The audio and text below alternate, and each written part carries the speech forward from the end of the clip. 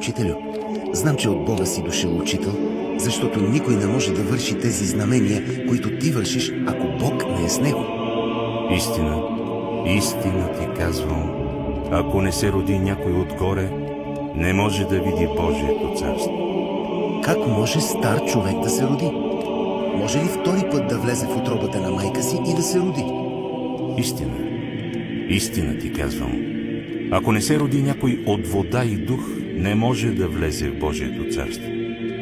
Роденото от плътта е плът, а роденото от духа е дух.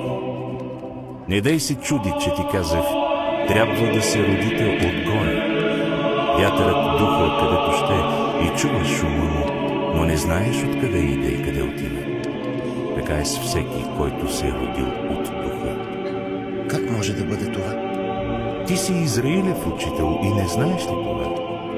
Истина, истина ти казвам, това, което знаем, говорим и свидетелстваме за това, което сме видели, но не приемате свидетелството ни.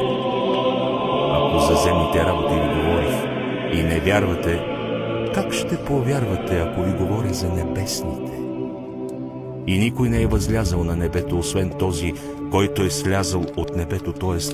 човешкият син, който е на небето. И както Мойсей издигна змията в пустинята, така трябва да бъде издигнат човешкият син, да всеки, който вярва в него, да не погине, но да има вечен живот. Защото Бог толкова възлюби света, че даде своя единороден син, за да не погине нито един, който вярва в него, но да има вечен живот. Понеже Бог не е пратил сина в света да съди света, но за да бъде светът спасен чрез него.